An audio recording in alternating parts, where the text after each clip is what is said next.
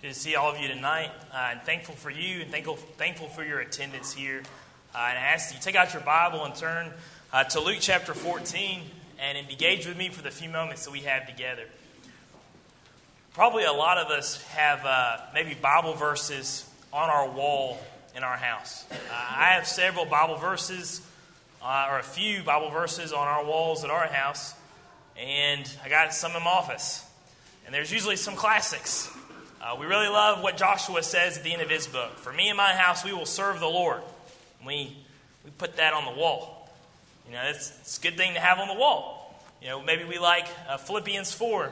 Maybe we put 4:13. I can do all things through Christ who strengthens me. We look a little bit later. We do be anxious for nothing, but instead pray for supplication. The peace of God of Jesus Christ will be with you. We slap those verses on the wall too, don't we? I think that's fine. It's a good thing to do. It's a good thing to remember some of those Bible passages. Here's something that Jesus said in Luke 14 that we don't slap on the wall. And this is what it says. Chapter 14, verse 25. And the great multitudes went with him, and he turned and said to them, if anyone comes to me and does not hate his father and mother, wife and children, brothers and sisters, yes, and his own life also, he cannot be my disciple. And whoever does not bear his cross and come after me cannot be my disciple. Something we don't put on the wall. And there's a reason why we don't put it on the wall. That passage makes us feel uncomfortable. This passage makes me feel uncomfortable. I just realized that my entire family's here instead of Adam, and for some reason I decided to preach about this.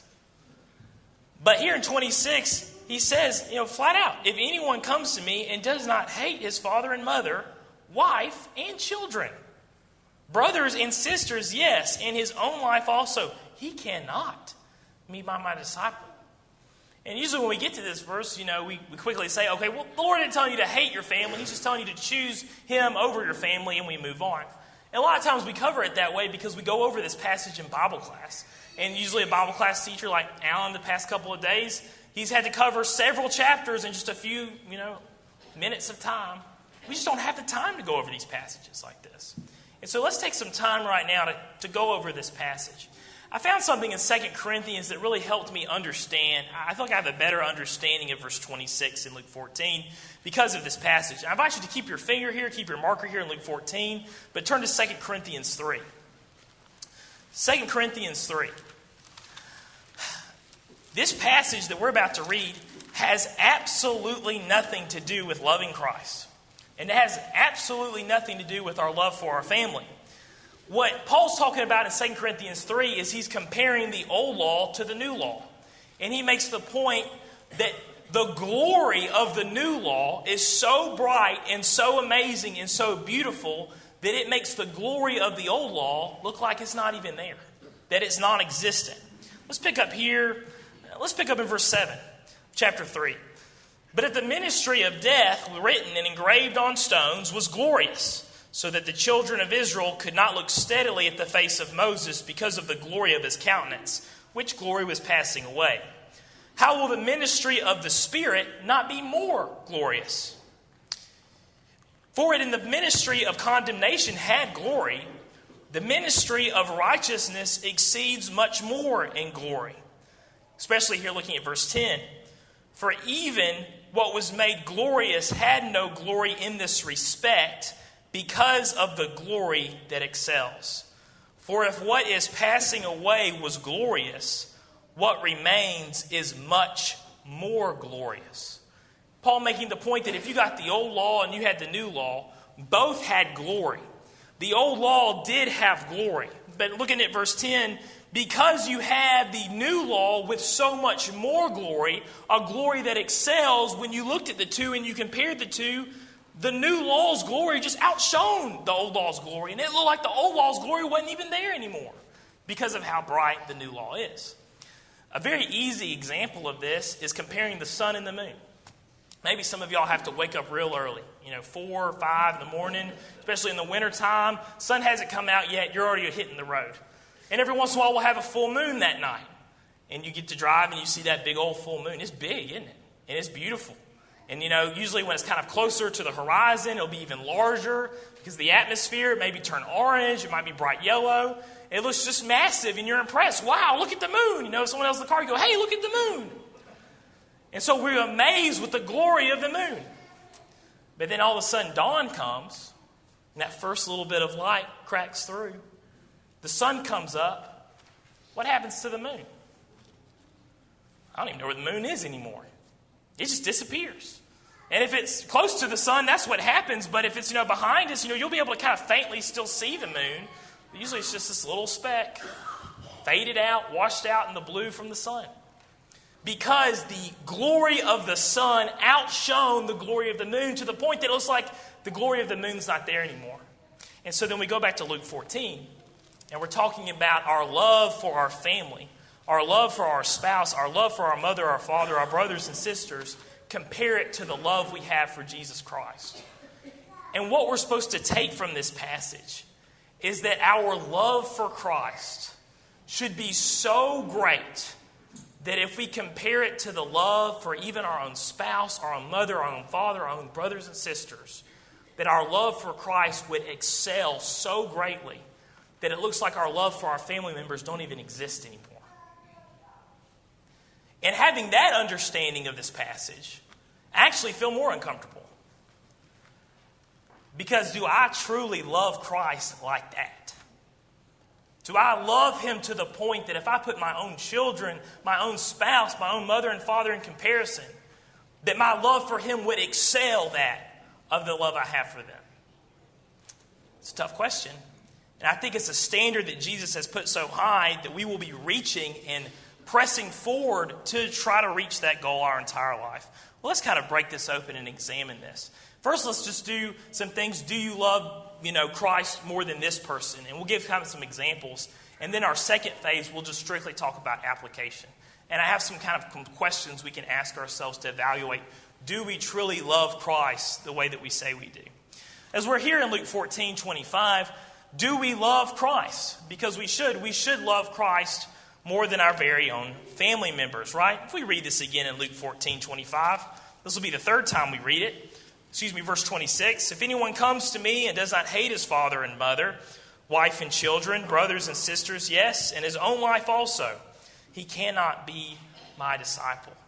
Do you love Christ so much that you will choose Jesus over your own family members, over your own spouse? There's probably several of us in this room that have made that choice. We've had to choose Christ over our own family members. And we also know of people that chose their family members over Christ because their love for Christ wasn't what it was supposed to be. When I was going to school as a freshman, and Damon and Nathan, I think y'all would probably know them. I think Laura Benton would know them too, who I'm talking about, but I'm going to talk in code to protect the innocent. We had a really good friend down there who ended up having to do this. He had to choose to leave his father and mother so he could follow Christ. And he told the story the same way often. And he talked about it. It was a big part of his life that he was missing his whole family because at one point in his life he chose Christ. He was a junior in high school and he met a girl and that girl converted him to Christ. And he spent more time with the church there. He spent more time with that family of that girlfriend. He got interested in Christ. He talked about Christ. He lived like Christ. And eventually one day, and it's the strangest thing, he says he was out playing putt-putt with some Christians. He was at a putt-putt course. This is how innocent of what he's spending his Friday night at. And he gets home and what does he see? All of his clothes on the front porch with a note that says, "Don't bother knocking." Young man gets kicked out of his own house because he chooses Christ. That's the reality of the world that we live in. Things like that happen. Some of you in this room have similar stories to things like that happening. And you had to choose whether you loved Christ and if your love of Christ would excel the love you had for your family. What was great about that one particular story is that when we were there at school with this young man, his father showed up at the school one day. And this is really the reason why I knew about it. And his father came and said, I need to talk to you because I've missed you. And by talking and discussing things with this young man, the father actually told him, he said, "You know what, of all my children, you're the only one that has any stability." and you're actually, looks like you're taking care of business and you're taking care of life. And the father admitted, I was wrong. You know, you choosing Christ here was a good decision on your part, right? And that's really where I think you see the love of Christ really becomes very evident. By choosing Christ, things went well that day. Now, to be fair, though, does it always turn out like that? No, it doesn't. But in eternity, we would be thankful that we first chose Christ, wouldn't we? One picture I'll never forget is he was in there playing ping pong with his dad after they made up. They're at school just playing ping pong. And I said, what you doing, man? And he said, I'm playing ping pong with my dad. And that's the way that story, thankfully, was able to end. Let's ask this question, too. If hopefully we choose Christ even more than our own family members, but we also should love Christ more than our preachers. When this one comes up, you should hear a ooh in the room, right? We should love Christ more than our own preachers. Let's turn to 1 Corinthians 3. We're aware of this. The Corinthians had these allegiance with these different preachers. Instead of going to chapter 1, let's look at it at chapter 3. In chapter 3, starting in verse 2, Paul says, I fed you with milk and not with solid food, for until now you are not even able to receive it. And even now you still not able. For you are still carnal. For where there is envy, strife, and divisions among you, are you not carnal and behaving like mere men? For when one says, I'm Paul, and another, I'm Apollos, are you not carnal? Who then is Paul and who is Apollos, but ministers through whom you believed, as the Lord gave to each one? And let's down to the end of verse 21. Therefore let no one boast in men, for all things are yours. Whether Paul or Apollos or Cephas or the world or life or death or things present or things to come, all are yours. And you are Christ, and Christ is God. To go ahead and just kind of cover what Paul's talking about here, he says, y'all are saying, I'm of Paul, I'm of Apollos, I'm of Cephas, and you're saying all these great things about him. He said, but all of these people you're mentioning, they're just fellow workers in the kingdom. That's all they are. When we get to verse 22, he says that Paul or Apollos or Cephas or all these things, who does Paul and Apollos and Cephas belong to? It belongs to the Corinthians. And we have this attitude about preachers. In reality, all preachers are your servants. They belong to you. They're yours. And we go to the preachers that we've been aware of here. You know, it started back with Jeff May or Bill Hall or Terry or me or now soon to be Jason. What are all we? We're yours. That's who we are. We're here to just serve the gospel. And I think the key verse here is verse 21. Therefore, let no one boast in men. And there's our key problem there. We boast in these preachers, don't we? Now, I do believe there is a fine line between encouraging a preacher and boasting about a preacher. Y'all come up to me back and y'all say, hey, Andrew, I got something out of that sermon. Thank you. That encourages me. You know, that encourages. We talked about Jason in the announcements this morning. That there needs to be a need there to encourage Jason. That's a great thing to do. And we can do that. We can communicate to Jason and we can give him some encouraging thoughts and encouraging words, knowing that we support him and we have his back. Those are all good things. I think the problem is when we stop encouraging and we just start boasting about it. And we boast about men that have been influential in our life like they're Christ themselves. You'll get with people and they'll say, well, he's just so wonderful. He is just done so much for me in my life. He's done so much for this group in life. There's been not a single person that has done more for this group than this person. There is not a single person in existence that has been able to do the good work that this person has done. I wish that we would stop talking about men like that and start talking about Christ like that.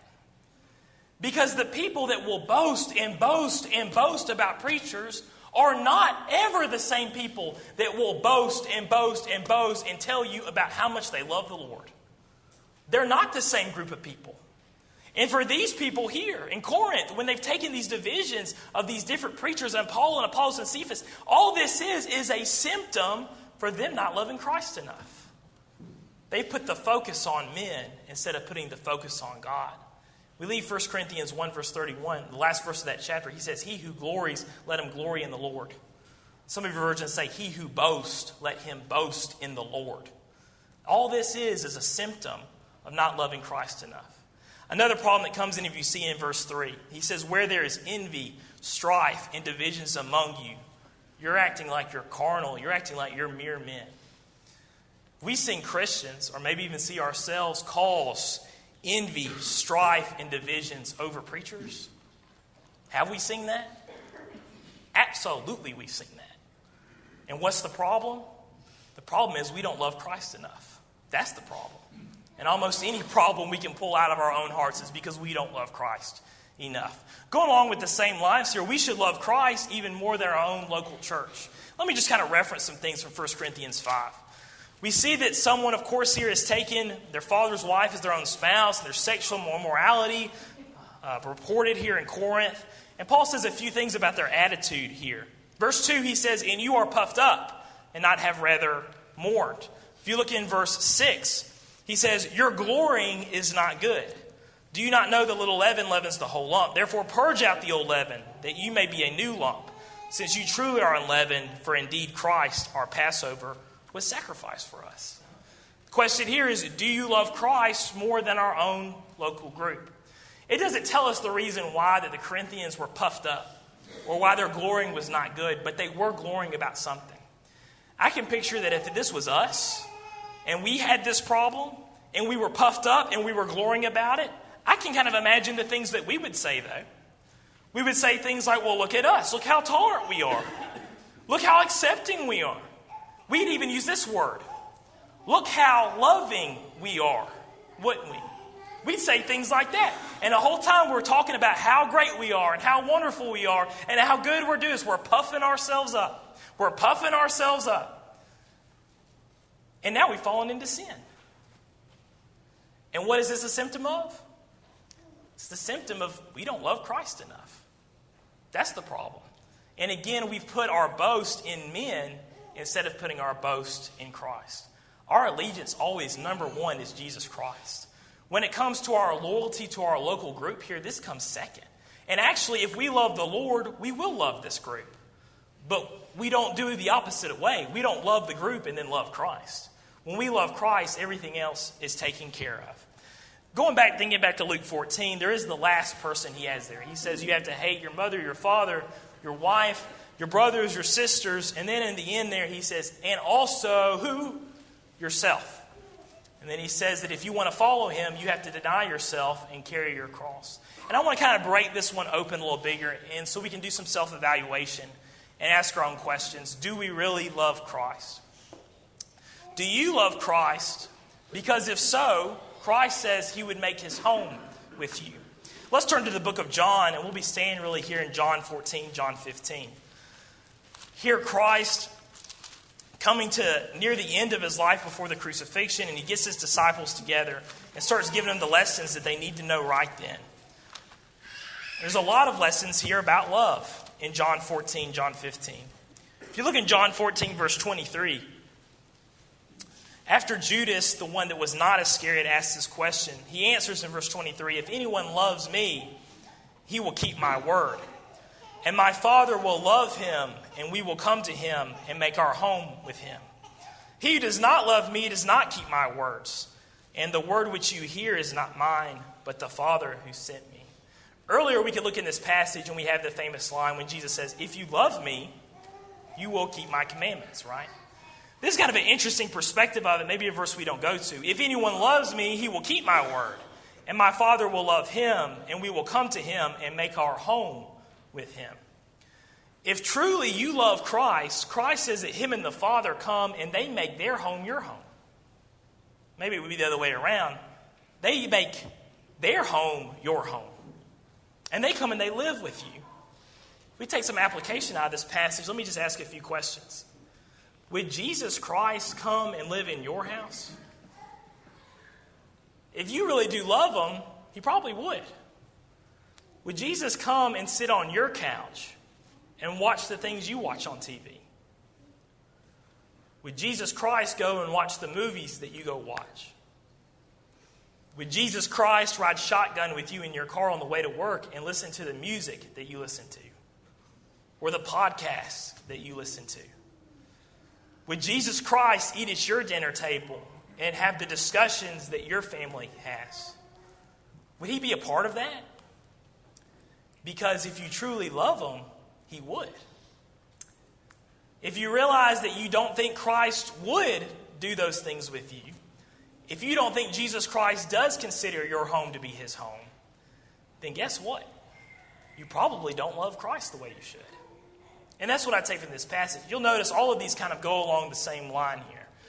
As well, if you love Christ, if so, the world would know that you love the Father.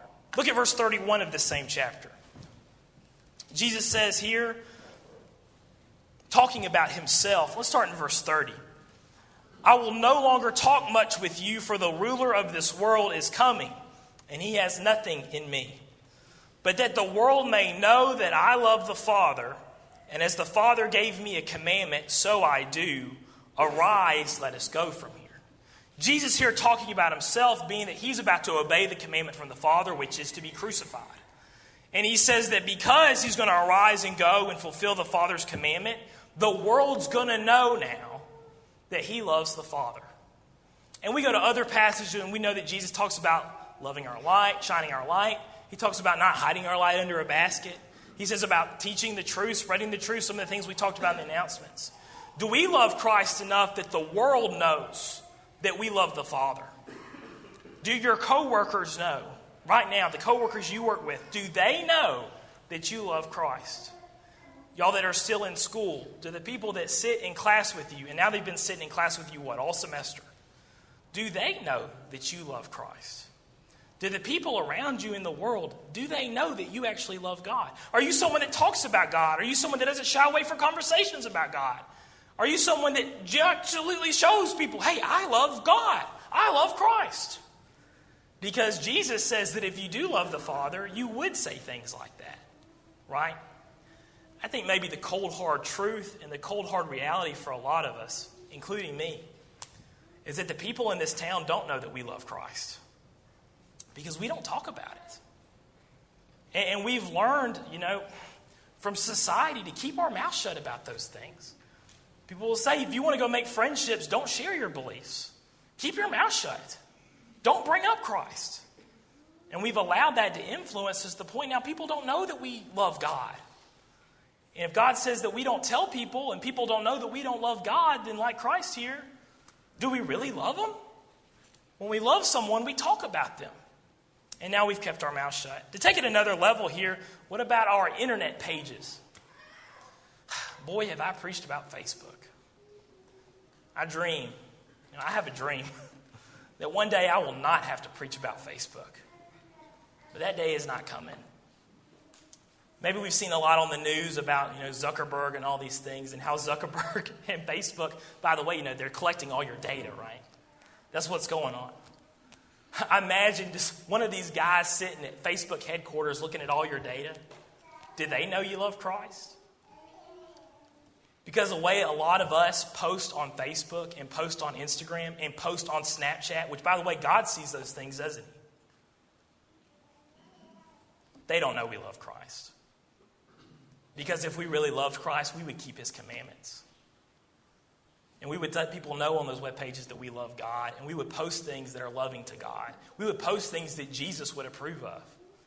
That Jesus would say, this is a good thing to post. But that's not the way we do it. We post filthy things. We give the wrong attitudes. We argue about things that absolutely God told us to stay out of, to don't worry about, to focus on him. Do we show that we love Christ even on things like that? The world would know it. As well here, in John 15:19, because the world would know we love the Father, the world would hate us for it. In 15:19, here really talking to the disciples, we'll start in verse 18. Chapter 15. If the world hates you, you know that it hated me before it hated you. If you were of the world would love its own. Yet because you are not of the world, but I chose you out of the world, therefore the world hates you. We could keep on reading about this, but I think that makes the point. If you really were of the world and lived in the world would love you. But if you were chosen by Christ and you love Christ, the world would hate you for it. Another thing that I'm scared of, and another thing, and I'm hearing with you, this makes me uncomfortable.